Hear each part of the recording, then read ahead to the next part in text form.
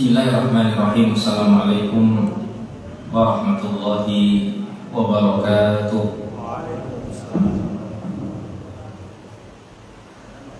Innal hamdalillah nahmaduhu wa nasta'inuhu wa nastaghfiruh wa na'udzu billahi min shururi anfusina wa sayyiati a'malina. May yahdihillahu fala mudilla lahu wa may yudlil fala hadiya lahu. Asyhadu an la ilaha illallah wahdahu la syarika lah wa asyhadu anna Muhammadan 'abduhu wa rasuluh. Qala Allah Ta'ala fi kitabihil karim, ya ayyuhalladzina amanu taqullaha haqqa tuqatih wa la tamutunna illa wa antum muslimun. Fa inna asdaqal hadithi kitabullah wa khairal hadyi hadyu Muhammadin sallallahu alaihi wasallam wa syarrul umuri muhdatsatuha wa kullu muhdatsatin fid dini bid'ah wa kullu bid'atin dhalalah wa kullu dhalalatin finnar. Ma'asyiral muslimin rahimakumullah, bapak-bapak ataupun ibu-ibu yang semoga dirahmati oleh Allah Ta'ala, tidak lupa senantiasa kita bersyukur kepada Allah Subhanahu wa Ta'ala, karena dengan rasa syukur kita kepada Allah Subhanahu wa Ta'ala itu sejatinya akan menambahkan kenikmatan kepada kita.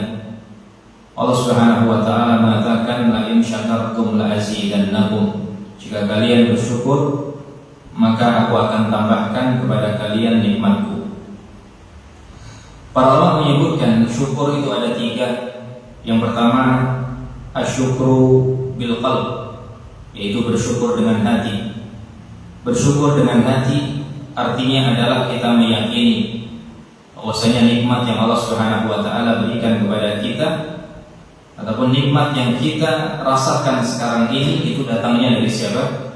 Allah Subhanahu wa Ta'ala. Kita yakini dalam hati semua kenikmatan yang kita rasakan ya datangnya dari Allah Subhanahu wa Ta'ala. Itu namanya asyukru bil qalb, bersyukur dengan hati. Oleh karena itu Allah mengatakan, wa ma bikum min ni'matin fa minallah. Apapun itu nikmat yang kalian rasakan, yang kalian dapatkan, fa minallah, maka datangnya dari Allah Ta'ala. Bukan datang dari kecerdasan kita, bukan datang dari usaha kita, tapi semua murni datangnya dari Allah Subhanahu wa Ta'ala. Yang kedua, asyukru bil lisan. Syukur bil lisan, bersyukur dengan lisan. Lisan ini mengucapkan alhamdulillahirabbil alamin. Allah Subhanahu wa Ta'ala berfirman, wa amma bi ni'mati rabbika fahadits. Ya, adapun nikmat yang Allah berikan kepada kalian, fahadits, maka ceritakanlah. Menceritakan nikmat yaitu kita mengucapkan rasa syukur kita dengan lisan kita, yaitu mengucapkan alhamdulillahirabbil alamin. Yang ketiga, asyukur bil jawarih. Dan ini adalah syukur yang paling berat, bersyukur dengan anggota badan kita. Maksudnya apa? Kata para ulama, nikmat yang Allah berikan kepada kita, maka nikmat tersebut kita gunakan untuk ketakwaan kepada Allah Subhanahu wa Ta'ala. Contohnya, Allah Subhanahu wa Ta'ala berikan kepada kita kaki yang sehat, maka kaki itu kita gunakan untuk melangkah ke masjid. Kaki itu kita gunakan untuk melakukan salat, berdiri di hadapan Allah Subhanahu wa Ta'ala. Allah berikan pendengaran kepada kita, pendengaran itu kita gunakan untuk mendengarkan hal-hal yang baik, mendengarkan kajian dan semisalnya, maka ketahuilah itu adalah asyukru bil jawarih, bersyukur dengan anggota badan kita. Yang kedua, jemaah sekalian, salawat beserta salam semoga senantiasa tercurahkan kepada Nabi kita yang mulia, Nabi Muhammad sallallahu alaihi wasallam. Ikhwafillah rahimakumullah, kajian kita pada malam hari ini tidak lain, tema yang akan kita bahas adalah asrarus salat, rahasia salat. Al-Imam Ibnu Qayyim rahimahullah ta'ala menulis kitab yang sangat bagus, judulnya Asrarus Salat, rahasia-rahasia yang ada di dalam salat. Ini teman-teman bisa lihat kitabnya, kitab sangat bagus karangan Al-Imam Ibnu Qayyim rahimahullah ta'ala. Oleh karena itu, dalam kesempatan yang mulia ini kita akan bahas rahasia-rahasia salat. Mungkin sebagian kita mungkin semua kita melakukan salat, akan tapi sebagian kita belum mengetahui rahasia yang ada di dalam salat, maka kita akan bahas dalam kesempatan yang mulia ini. Yang pertama kali yang akan kita bahas sama sekalian adalah dalil wajibnya salat. Kita tahu semuanya, bahkan mau anak kecil, mau orang sudah dewasa, semuanya tahu bahwasanya salat hukumnya apa? wajib. Banyak sekali dalilnya. Antaranya Allah Subhanahu wa taala berfirman dalam surat Thaha ayat 132, Allah mengatakan wa'mur ahlaka bis-shalah, wahai Muhammad, perintahkan keluargamu untuk salat.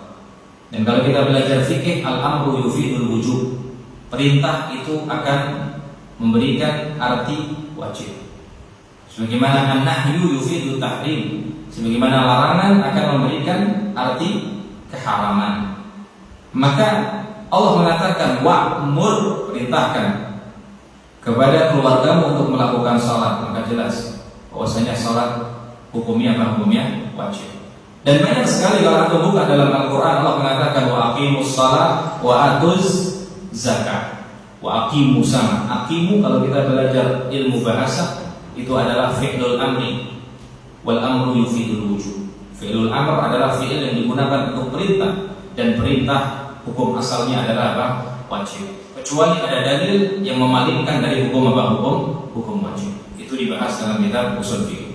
Adapun dari hadis Nabi Shallallahu Alaihi Wasallam, maka sangat banyak juga dalilnya yang hukumnya fardu ain, salat 5 waktu.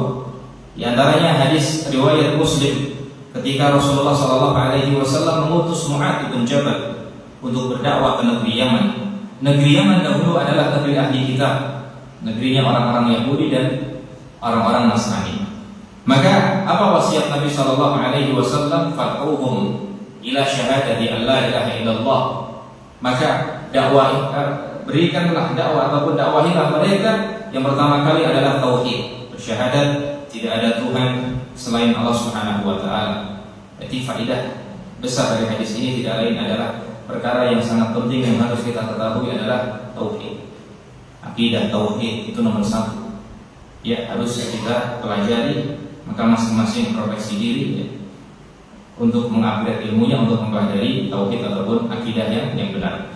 Kemudian fa'in ata'uhum lidzalik, kalau mereka sudah mentauhidkan Allah, meyakini bahwasanya Allah Tuhan satu-satunya, fa'limhum, beritahu kepada mereka wahai Mu'adz, annallaha farada 'alaihim 5 shalawat, Allah mewajibkan kepada mereka salat 5 waktu di kulli yaum wa lailah, satu hari satu malam. Fa'inhum ata'u lidzalik, kalau mereka sudah taat mau melakukan salat, fa'limhum annallaha aftarada 'alaihim shadaqah, Allah mewajibkan kepada mereka sedekah. Ila akhir hadis, sampai akhir hadis. Syahidnya apa? Rasulullah mengatakan annallaha aftarada 'alaihim shalah, Allah mewajibkan kepada mereka salat, dan wajib yang dimaksud di sini adalah fardu ain. Wajib ada 2, ada fardu ain, ada fardu kifayah. Nah, jamaah sekalian rahimakumullah, dan hadis yang lain menunjukkan bahwasanya wajibnya salat hukumnya fardu ain tidak lain adalah hadis riwayat Imam Al-Bukhari dalam kitab Sahih Bukhari. Dikisahkan ada seorang Arabi adalah orang Arab Badui, mendatangi Rasulullah Sallallahu Alaihi Wasallam. Kemudian bertanya kepada Rasulullah Sallallahu Alaihi Wasallam, ya Rasulullah, wahai utusan Allah, akhbirni mada faradallahu alayya minas salat, kabarkanlah kepadaku salat apa yang wajib aku lakukan. Maka Rasulullah mengatakan, as-salawatul khams, yang wajib kamu lakukan wahai Arab Badui tidak lain adalah salat 5 waktu. Illa an tatawwa, kecuali engkau wahai Arab Badui ingin menambah dengan salat sunnah atau salat tatawwu. Salat sunnah itu banyak bahasanya dalam bahasa fikih. Ada yang disebutkan dengan salat tatawwu, ada yang disebutkan dengan salat nawafil, ada yang disebutkan dengan bahasa salat apalagi jamaah sekalian, mustahab, ya. Nah, tatawwu, mustahab, sunnah, ya, itu satu bahasa. Artinya apa? Artinya salat sunnah. Nah, maka kemudian orang Arab Badui tersebut mengatakan, akhbirni ma faradallahu alayya minas siyam, kabarkanlah kepadaku puasa apa yang wajib ya Rasulullah. Maka Rasulullah mengatakan syahrul Ramadan, hanya puasa Ramadan.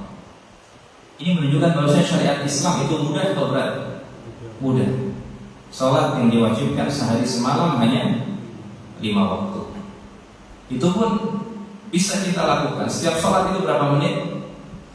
Maksimal 10 menit. Iya atau tidak? Tidak sama dikir ya. 5 menit atau 10 menit? 5 menit sudah selesai. 5 kali 5 berapa? 25 menit. Allah minta waktu kepada kita agar kalian fokus beribadah kepada Allah Subhanahu wa taala. Itu saja banyak orang yang masih apa? Yang masih meninggalkan. Kalau berbicara tentang puasa, puasa diwajibkan, yang diwajibkan oleh syariat Islam setahun berapa kali? 1 kali, 1 bulan. 1 tahun berapa bulan? 12 bulan. Yang diwajibkan hanya 1 bulan. Itulah indahnya Islam. Islam tidak memberatkan. Terkadang yang kita merasa berat melakukan ibadah tidak lain adalah syaitan membisiki kepada kita, membisiki kepada kita. Kemudian orang Arab Badui ini bertanya pertanyaan yang ketiga, kabarkan kepada wahai Muhammad, zakat apa yang wajib? Nah, zakat apa yang wajib? Nah, maka zakat yang wajib, akhbirni bima faradallahu alayya minaz zakat. Nah, kabarkanlah kepada aku zakat apa yang wajib. Zakat yang wajib adalah zakat mal, kata Rasulullah SAW, dan juga zakat fitrah. Zakat fitrah wajib setiap tahun sekali. Atau orang-orang yang kaya juga diwajibkan zakat apa? Zakat mal, zakat harta. Seperti zakat binatang ternak. Tidak semua binatang ternak wajib keluar zakat. Hanya 3 saja yang wajib keluar zakat, yaitu apa? Kambing, sapi, kemudian apa? Unta. Ustaz, saya punya bebek 1000 ekor Ustaz, wajib gak keluar zakat? Tidak wajib keluar zakat. Saya punya ayam 1000 ekor, wajib gak keluar zakat Ustaz? Tidak. Yang wajib adalah bahimatul an'am, disebutkan dalam Al-Quran dengan lafaz bahimatul an'am. Bahimatul an'am itu 3: unta, kambing, kemudian apa? Sapi. Oh, kalau begitu Ustaz, saya gak mau ternak sapi, saya mau ternak ayam. Tidak, silakan. Tidak mengapa. Islam itu agama mudah ya. Islam itu agama mudah. Tapi kemudian Rasulullah mengatakan setelah itu orang Arab Badui mengatakan di akhir hadis, faqala ya Rasulullah walladzi akramaka, demi zat ataupun demi Allah yang telah memuliakanmu, la atatawwa'u syai'an, bersumpah loh demi Allah, saya tidak akan melakukan sunnah-sunnah. Sholat sunnah tidak mau saya lakukan. Zakat tidak mau saya zakat yang sunnah berarti apa? Sedekah. Pokoknya saya mau lakukan yang wajib saja, yang sunnah tidak mau. Saya sholat 5 waktu, zakat fitrah, kemudian puasa Ramadan. Bersumpah ya, saya tidak mau melakukan yang sunnah. Apa kata Rasulullah? Apakah Rasulullah marah? Oh, kurang ajar kamu ya, tak pukul tuh. Enggak. Rasulullah mengatakan, ya, beliau mengatakan, wallah, demi Allah, in sadaqa aflaha. Demi Allah, kalau orang Arab Badui itu jujur dengan perkataannya, akan konsisten melakukan yang wajib, aflaha, maka dia akan beruntung dan masuk ke dalam apa? Surga. Ini menunjukkan bahwasanya seseorang yang mencukupkan hanya melakukan kewajiban saja, tanda kutip dia konsisten tidak meninggalkan kewajiban tersebut, maka dia masuk surga atau tidak? Masuk surga. Masalahnya, siapa yang menjamin sholat kita itu diterima sama Allah? Yang tahu sholat kita itu diterima, pahalanya sempurna sama Allah, siapa yang tahu? Allah Subhanahu wa taala. Sebagaimana antum safar, biasanya antum kalau safar pakai mobil bawa ban serep, ya atau tidak? Karena tidak ada yang menjamin kita bisa sampai ke tujuan dalam keadaan bannya tidak bocor. Musibah itu datang tiba-tiba ya mas sekalian. Dengan kita sudah semangat packing barang dan semisalnya, ya. Malamnya mobil sudah di servis dengan keyakinan penuh tidak mungkin bocor. Tujuan mana? Puncak Bogor. Ternyata sebelum sampai Puncak Bogor bocor. Ingat, itu namanya musibah, nggak ada yang tahu. Sebagaimana salat, seorang tidak bisa yakin salatnya bisa diterima di sisi Allah Subhanahu wa taala. Maka seorang harus punya syaratnya, gantinya. Gantinya yaitu apa? Salat sunnah. Makanya Ya, saya nasihatkan kepada antum, jangan mencukupkan yang wajib saja, tambahkan yang sunnah. Karena jika seandainya kelak di akhirat ternyata salat wajib kita ada yang bolong-bolong, maka salat sunnah akan menyempurnakan salat atau salat yang wajib. Nah, makanya dalam hadis disebutkan Rasulullah mengatakan pertama kali akan dihisab adalah salat. Ya, jika seandainya salatnya baik, maka seluruh amalnya ikut baik. Jika salatnya buruk, maka seluruh amalnya akan ikut buruk. Maka kemudian Allah memerintahkan malaikat untuk melihat catatan amalnya. Unzur, apakah hamba ini memiliki nawafil? Wahai malaikat, memiliki salat-salat sunnah? Jika seandainya, kata Allah, jika seandainya hamba ini memiliki salat-salat sunnah, maka kewajiban-kewajiban yang bolong maka ditambal dengan apa? Dengan salat sunnah tersebut. Nah, kalau kita tidak punya salat sunnah, bagaimana? Itu akan dihisab sama Allah Subhanahu wa taala dan kita akan dimasukkan ke dalam neraka Jahannam waliyadu billah kalau kita tidak memiliki bekal salat sunnah. Makanya Rasulullah mengatakan, insadaq, kalau dia jujur, konsisten melakukan salat wajib meskipun tidak menambahkan yang sunnah, pasti dia masuk ke dalam surga. Nah, ini menunjukkan bahwasanya salat yang wajib hanya salat 5 waktu, selainnya tidak wajib. Ada kutip wajib yang fardu ain. Fardu apa? Fardu ain. Nah, tapi kemudian jamaah sekalian rahimani wa rahimakumullah. Poin yang kedua yang akan kita bahas yang berkaitan tentang asrarus salat. Rahasia salat tidak lain adalah makanatus salat, kedudukan salat di dalam Islam. Salat di dalam Islam kedudukannya sangat tinggi. Bahkan para ulama mengatakan a'dhamul arkan, rukun yang paling besar, yang paling agung setelah tauhid tidak lain adalah as-salat. Makanya salat dalam rukun Islam diurutan yang berapa? Yang kedua setelah tauhid. Ini menunjukkan bahwasanya salat kedudukannya sangat tinggi. Nah, karena itu Nabi mengatakan dalam hadis yang sahih, buniyal Islam ala khamsin, Islam dibangun dengan 5 perkara. Yang pertama syahadatu alla ilaha illallah, syahadat kepada Allah. Yang kedua wa iqamatis salat, menunaikan salat. Di antara dalil yang menunjukkan bahwasanya salat adalah sesuatu yang agung, para ulama mengatakan dikarenakan salat disyariatkan kepada seluruh umat. Salat disyariatkan kepada seluruh umat. Umat-umat yang terdahulu wajib salat atau tidak wajib salat. Oleh karena dalam hadis dalam Al-Qur'an Allah sering menyebutkan, contohnya dalam surat Maryam ayat 31. Allah mengabarkan tentang Nabi Isa alaihi salam. Nabi Isa berdoa kepada Allah Subhanahu wa taala, wa ja'alani mubarakan aina ma kuntu. Allah telah menjadikan diriku diberkahi. Aina ma kuntu, dimanapun aku berada. Wa awsani bis salat. Allah mewasiatkan kepada aku untuk melakukan apa? Salat. Berarti ajarannya Nabi Isa alaihi salam ada salat atau tidak? Ada salat. Makanya teman-teman semua yang merasa berat dengan syariat salat, maka kita katakan yang diwajibkan salat bukan umat Muhammad saja, tapi umatnya Nabi Isa, umatnya Nabi Musa, umatnya Nabi Ibrahim. Mereka semua diwajibkan salat atau tidak? Diwajibkan salat dan disyariatkan apa? Salat. Dalil yang lain yang sekalian tidak lain adalah dalam surat Ibrahim ayat 40. Allah menceritakan tentang Nabi Ibrahim. Nabi Ibrahim pernah berdoa, Rabbi ja'alni muqimas salat, jadikanlah aku sebagai orang yang rajin salat. Wa min dzurriyyati, dan dari keluargaku. Jadi menunjukkan bahwasanya syariat salat ada enggak? Di dalam syariat Nabi Ibrahim ada. Rabbana wa taqabbal du'a, wahai Tuhan kami, tolong kabulkanlah doa kami. Begitu juga Allah memerintahkan kepada Nabi Musa alaihi salam. Allah mengatakan, innani anallahu la ilaha illa ana. Wahai Musa, katakanlah bahwasanya aku adalah Allah, tidak ada Tuhan selainku. Fa'budni, sembahlah aku saja wahai Musa. Wa aqimis salata li dzikri, dan tunaikanlah salat ataupun tegakkanlah salat li dzikri, untuk mengingat apa? Mengingatku. Jadi ada enggak syariat salat pada Nabi Musa alaihi salam?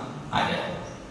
Nah, wa aqimis salata li dzikri, surah Taha ayat 14. Nah, tapi sekarang pertanyaan jamaah sekalian, Meskipun sama-sama ada syariat salat di umat yang Muhammad dan di umat-umat terdahulu, caranya sama atau tidak?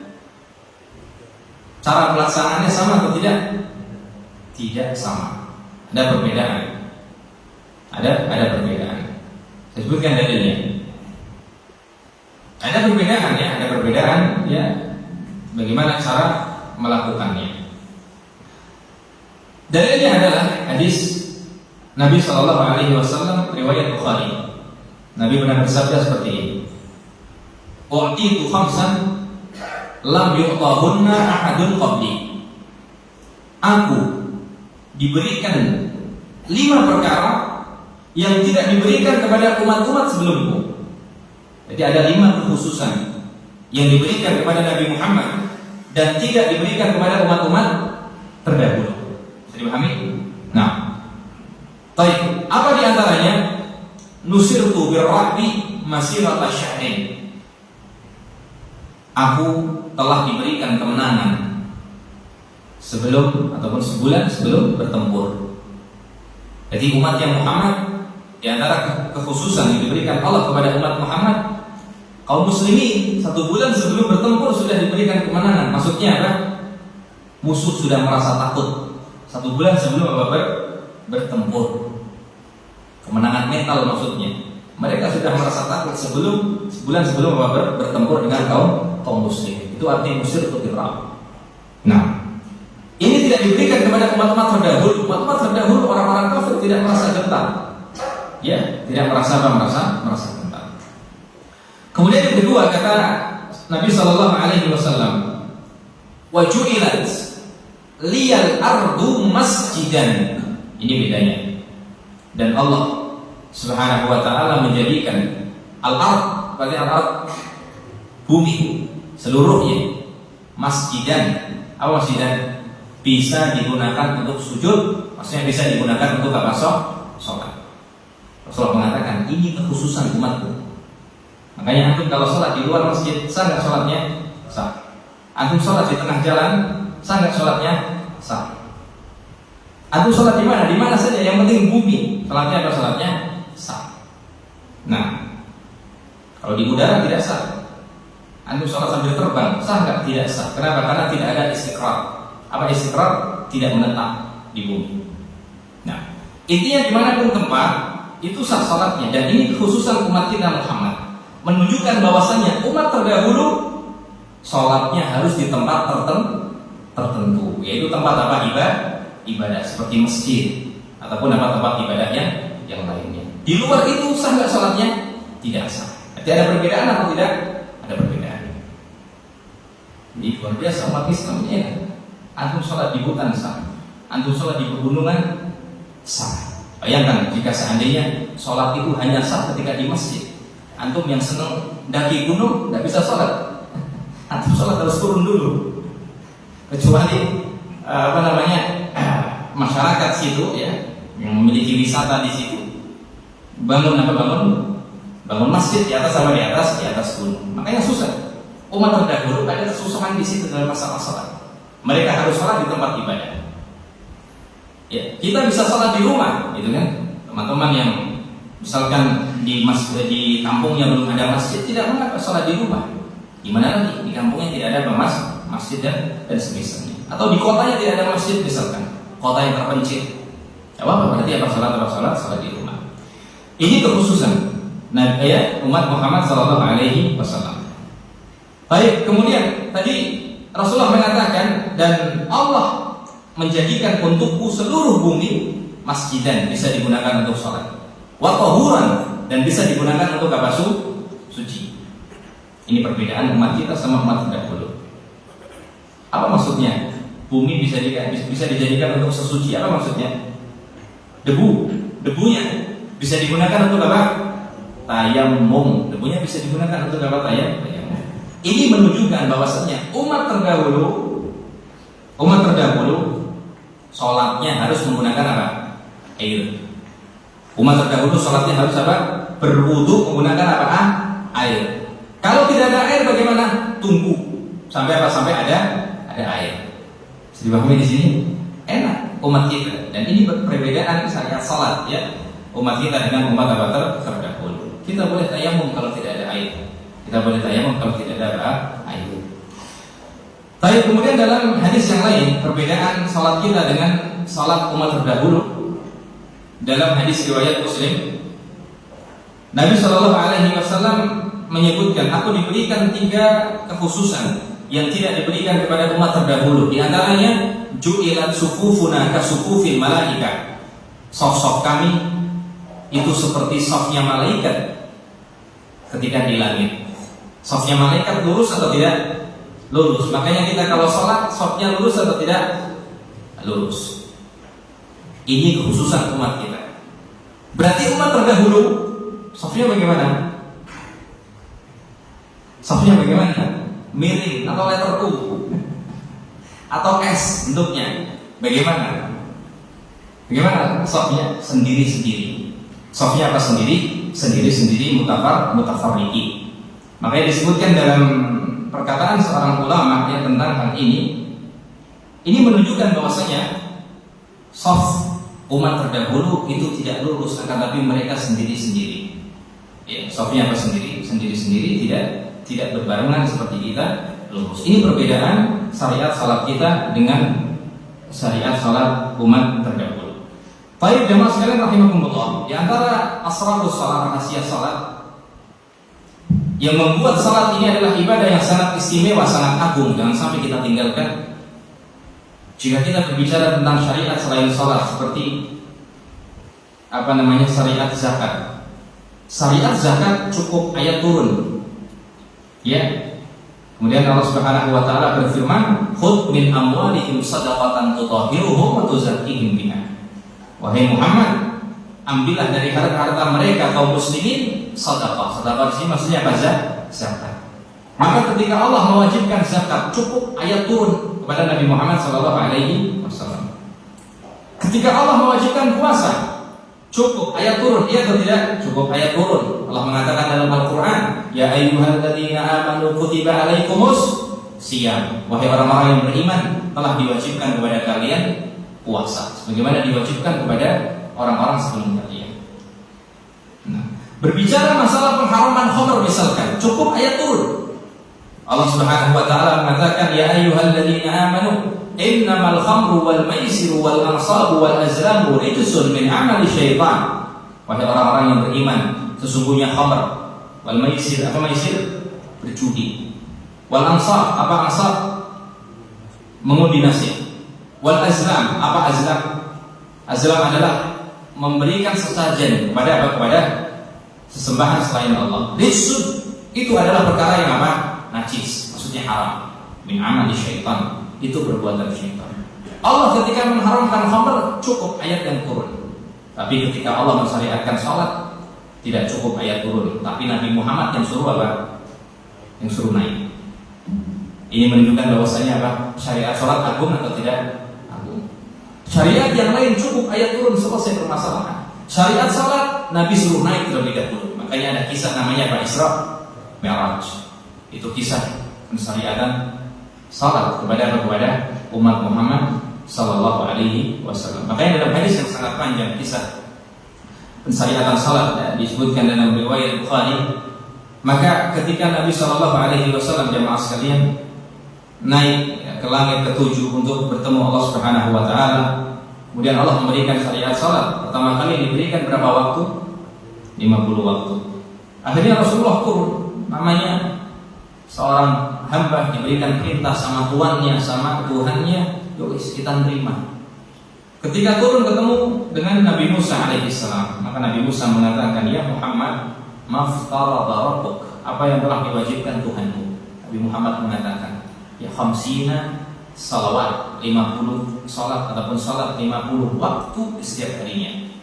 Nabi Musa mengatakan, Ya ummatu la tutiq, umatmu tidak akan apa mampu.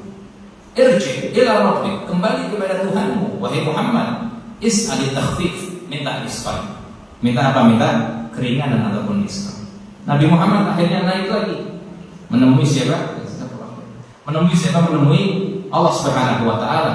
Kemudian akhirnya Nabi Muhammad meminta diskon dari 50 waktu menjadi 5 waktu.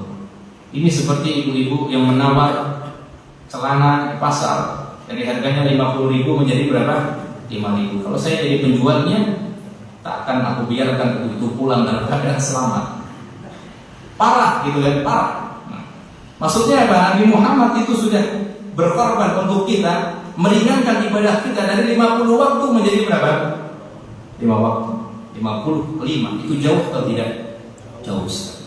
Bahkan di akhir hadis Rasulullah mengatakan, hatta istahyitu rabbi, sampai aku malu kepada siapa Tuhanku. Maka ini renungan bagi kita semua, wahai pemuda ataupun orang tua, siapa saja yang sudah diwajibkan salat. Nabi kita Muhammad SAW sudah rela naik turun meminta keringanan kepada Allah Subhanahu wa taala sehingga salat menjadi 5 waktu. Jangan sampai ditinggalkan. Jangan sampai apa ditinggalkan. Nanti kita akan bahas bagaimana hukum meninggalkan salat. Sudah masuk waktu, Pak? Sudah, Pak? Sudah. Dan tafadhol azan.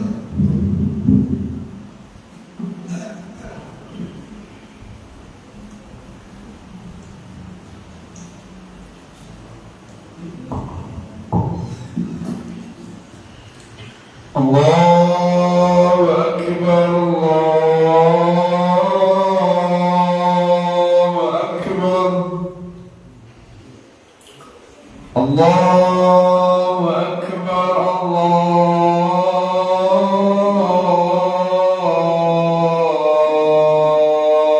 Akbar. Asyhadu an la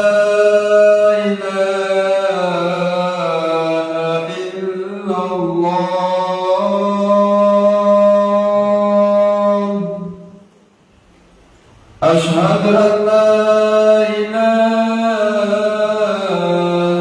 إلا الله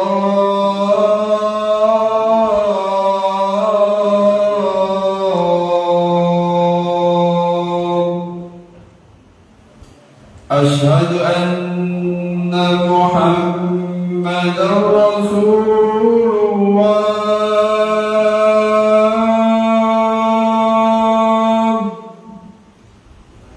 أشهد أن محمدا رسول الله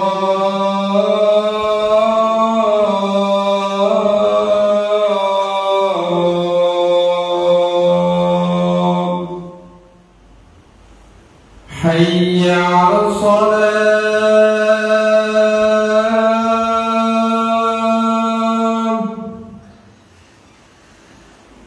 حي على الصلاة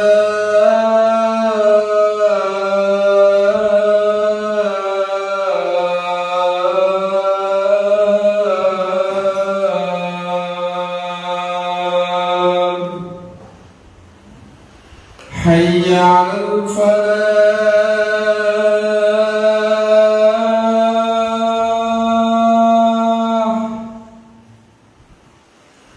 حي على الفلاح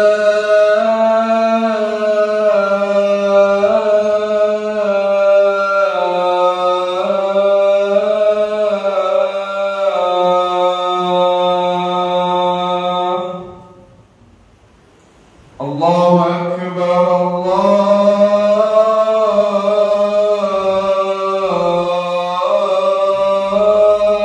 أكبر لا إله إلا الله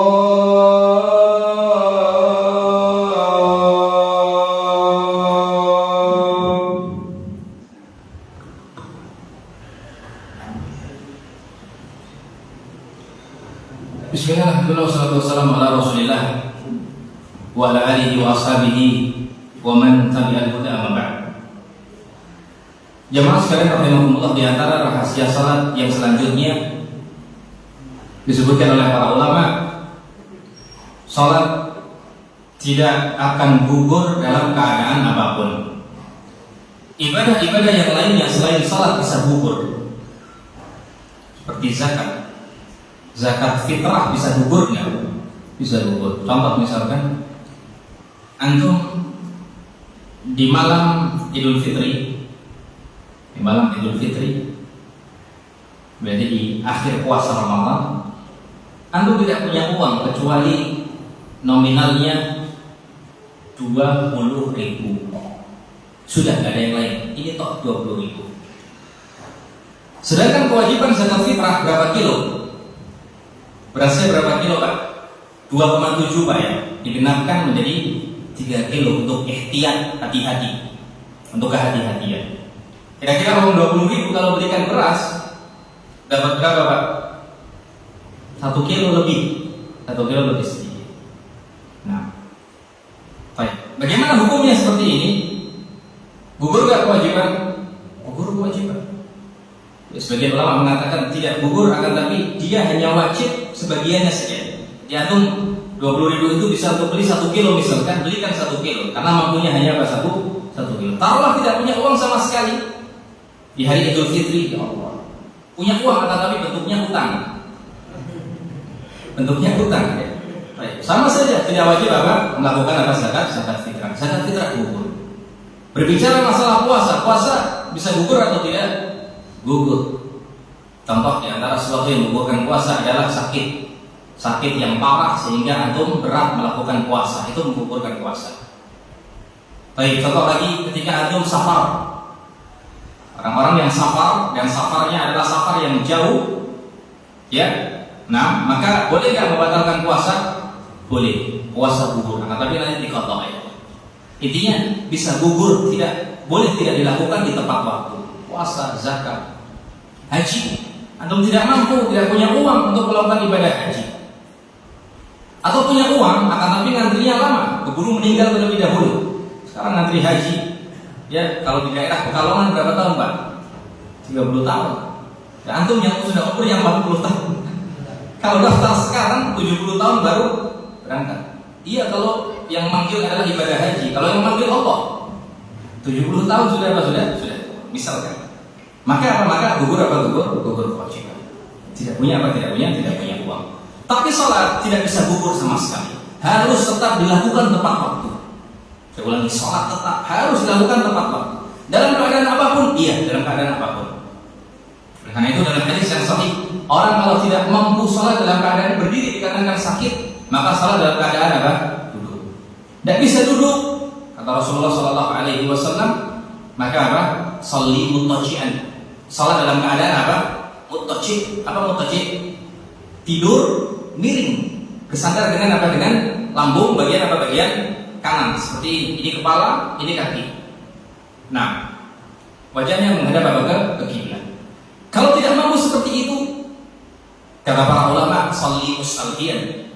Sholat dalam keadaan apa? Mustalqi, tidur berbaring.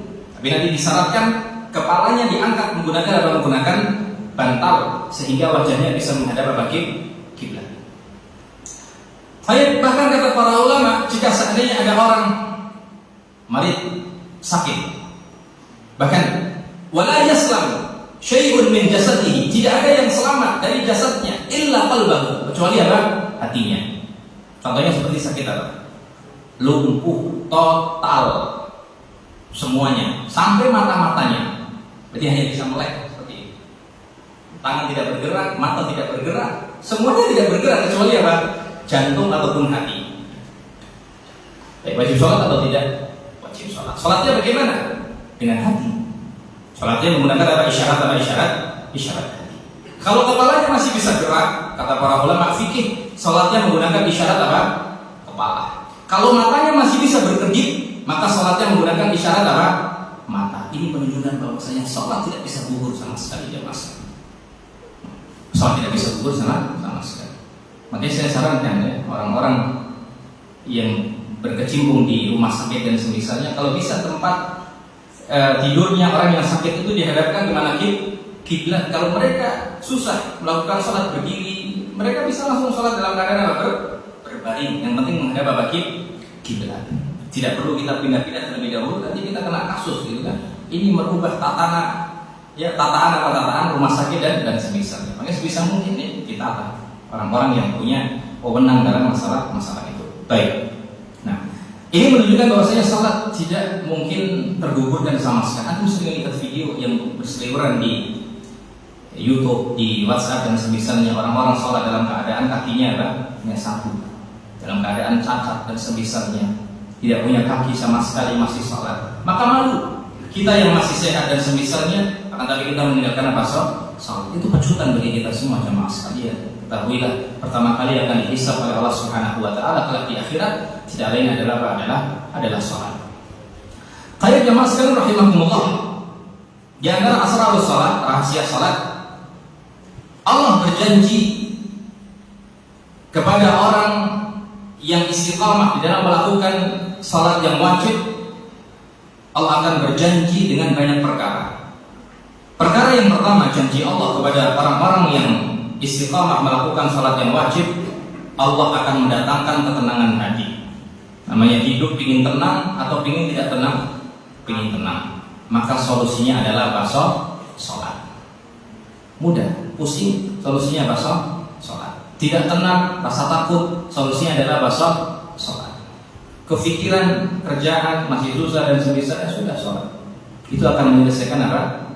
Permasalahan, menjadikan apa? Hati menjadi apa? Menjadi tenang. Makanya Nabi Shallallahu Alaihi Wasallam bersabda dalam hadis yang sahih, "Hubbiba ilayya minad dunya an-nisa wa thib." Dua perkara yang paling kita cintai ataupun yang paling saya cintai dari perkara dunia ada dua. Yang pertama an-nisa, perempuan. Wa thib. Kemudian yang kedua apa? Minyak wangi. Perempuan maksudnya istri Nabi Shallallahu Alaihi Wasallam, bukan perempuan yang bukan mahram. Nah, hati-hati.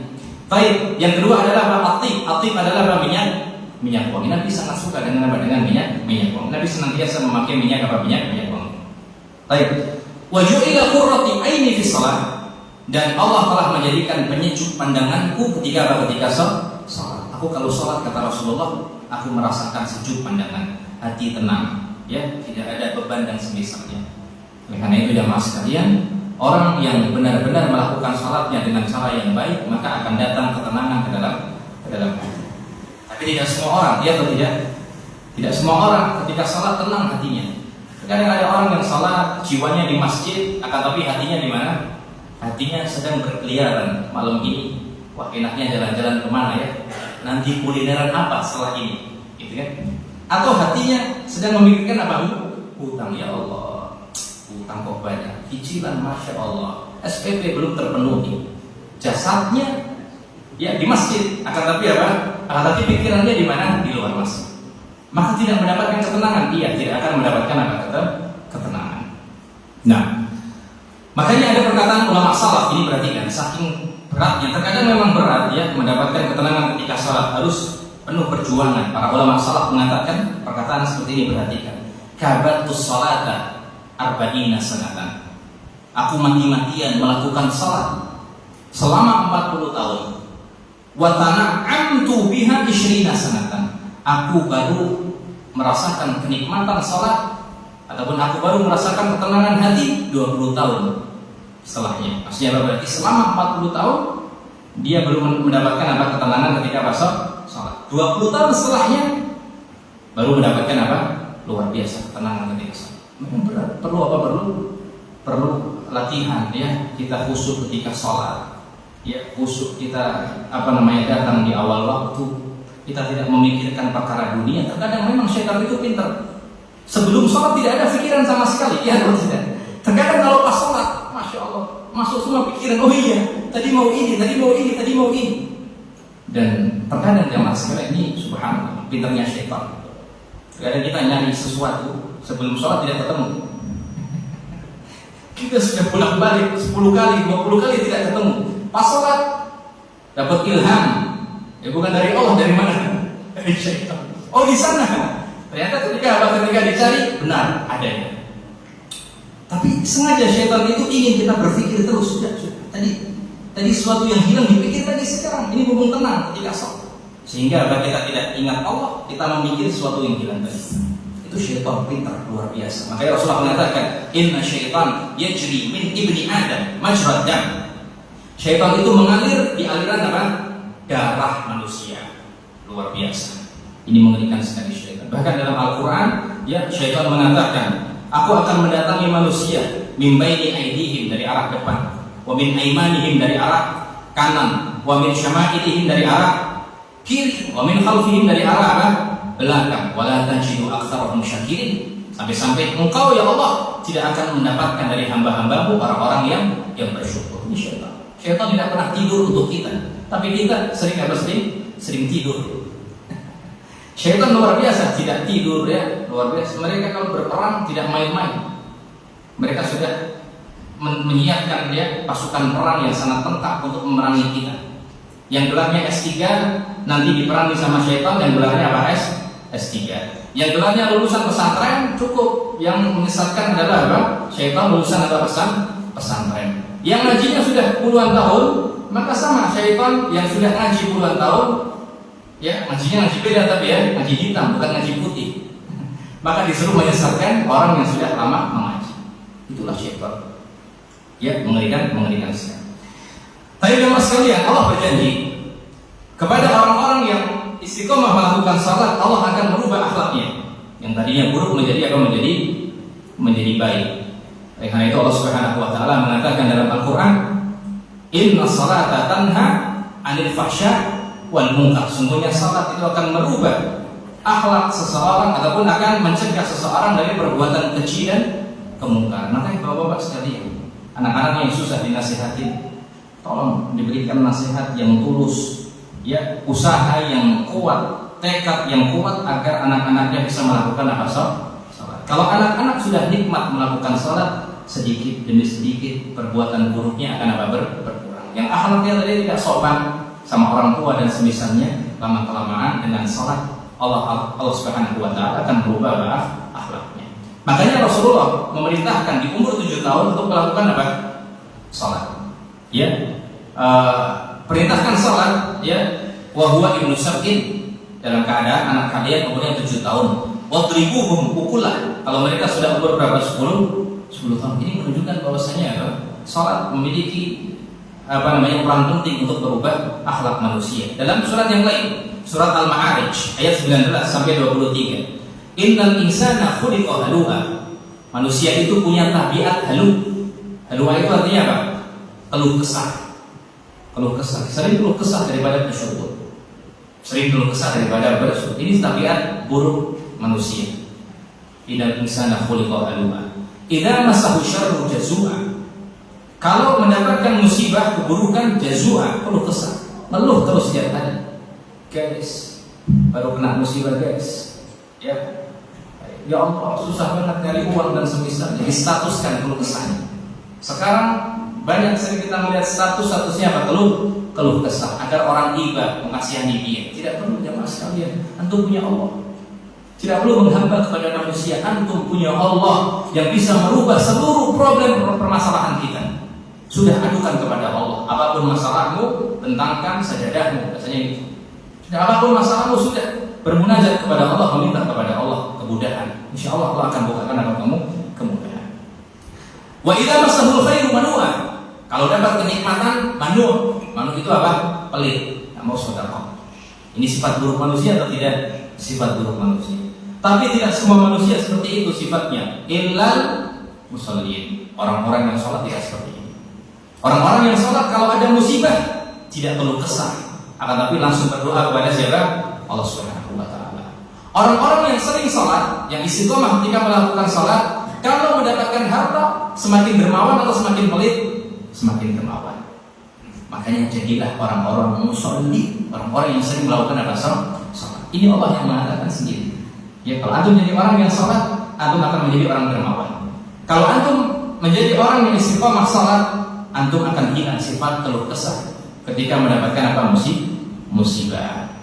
Nah, jamaah sekalian rahimani wa rahimakumullah, wa akhiran, yang terakhir saya akan sebutkan hukum sholat agar orang-orang yang belum melakukan sholat dari saudara-saudara kita agar berubah jadi semangat melakukan sholat. Hukum sholat disebutkan oleh para ulama, saya bagi menjadi 2 hukumnya. Yang pertama, orang yang meninggalkan sholat dikarenakan meyakini bahwasanya sholat tidak wajib. Kalau ada orang meninggalkan sholat, ditanya, kamu kenapa tidak melakukan sholat? Ustaz, saya menganggap sholat tidak wajib. Apa masalahnya? Why not? Apa masalahnya? Terserah saya tidak mau sholat karena saya menganggap sholat tidak wajib. Bagaimana hukumnya? Hukumnya bagaimana? Kafir, keluar dari Islam atas kesepakatan para ulama. Jelas.